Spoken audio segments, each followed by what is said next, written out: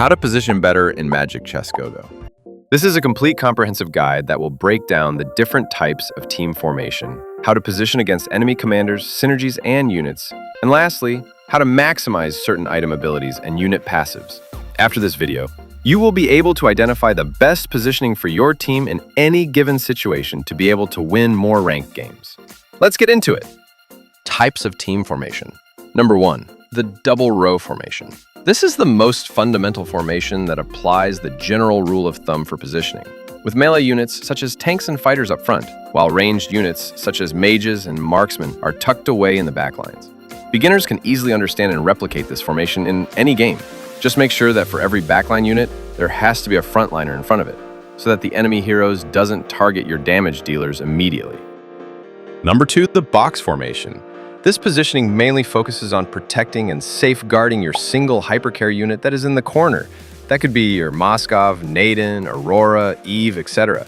By ensuring that your hypercarry unit is safely behind your entire team, the enemy heroes would have to make their way through all the other heroes to finally get to your carry, which by then, your hypercarry would most likely have killed all the enemy heroes already. But with an extremely solid formation, comes with various disadvantages, which I will be getting into in the next section.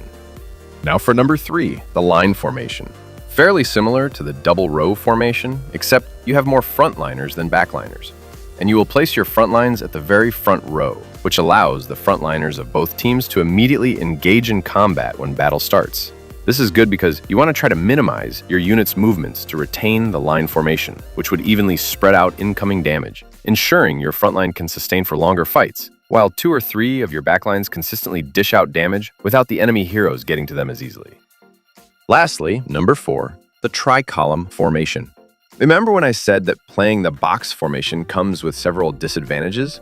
Well, this formation basically helps to mitigate some of those drawbacks, as box formation usually struggles with area of effect skills, or AoE, which is why by slightly spreading out your damage dealers, you minimize the collateral damage that would have wiped our entire team out. Each column would have either 1 or 2 front lines and your backline carry. So if 2 out of 3 columns are wiped out, there is still a surviving column that will be your chance at winning the fight. Now moving on to the next section, how to position your team against specific commanders, synergies, and units. Starting off with commanders, 2-star Johnson has an in-game passive, where the Johnny unit would charge toward the area with the most enemies and dealing magic damage equal to a percentage of his max HP. This could be dangerous when clumping your units, and it works as a pretty good distraction too, as your heroes are forced to target the Johnny while the other units slowly kill off your team. The best way would be the tri-column formation or 2 smaller box formation, so that you can redirect the Johnny to the other less significant units while your main damage dealer is safely in the other corner. Next up, Ling. His skill creates a dueling ring on the chessboard and will drag the enemy hero farthest from the dueling ring into it, and the units engage in a basic attack fight. To counter this, it's pretty simple. All you gotta do is place a random unit at this back left corner, and it'll be sent into the ring. The outcome of the duel does not matter, as usually they are sent to fight the enemy main carry anyway.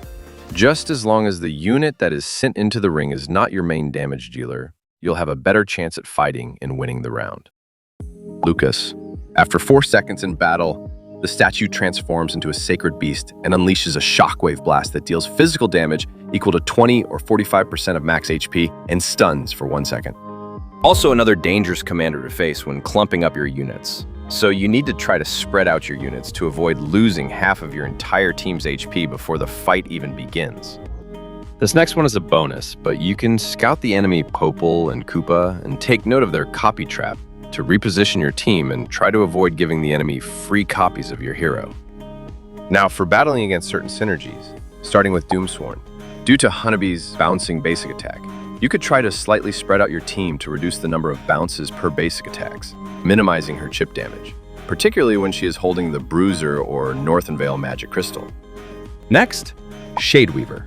Scouting your enemies to determine the position of their Shadeweaver units to respond by repositioning your units and carries so that they don't get knocked up by the hurricanes, which could be the deciding factor in a fight. Lastly, for Swordsman, the box formation is fairly effective against them, as there aren't many AoE skills, and units like Ling and Nolan are unable to reach your main carry as easily. As for facing specific units such as Minotaur, Aurora, and Vexana, With such huge AoE and crowd control potential, clumping up your units is a terrible idea. So you'd want to either spread them out or try to bait their skills onto units that won't be detrimental to your chances of winning the fight. When fighting against a Franco, he'll always hook the unit furthest away from him.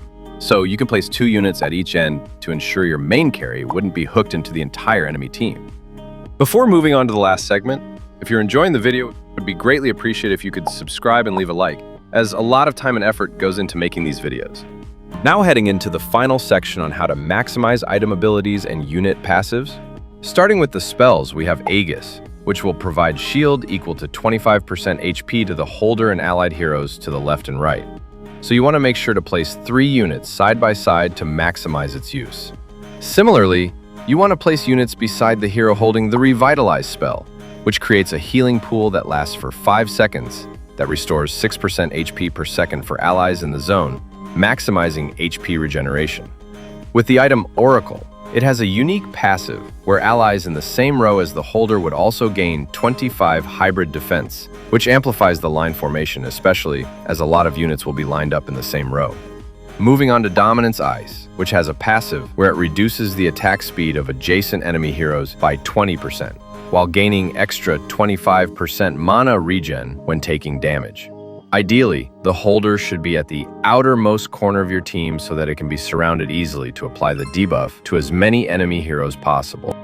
Now, for certain heroes, that comes with various passives, starting with Atlas, which is fairly similar to a weaker version of the item Dominance Ice, where it will reduce the attack speed of adjacent enemy heroes by 1% every 0.5 seconds. That can stack up to 5%. You can pretty much apply the same concept as to placing him at the edge of your team so it debuffs more enemy heroes. Next up, Layla. And she has a passive where she and heroes to her left and right gains extra 15% physical attack, which is pretty decent. So you want to make sure to place her in between 2 of your main backline damage dealers for the additional stats. Similarly, Cyclops can also grant 10% hybrid attack to 2 allies that are adjacent to him.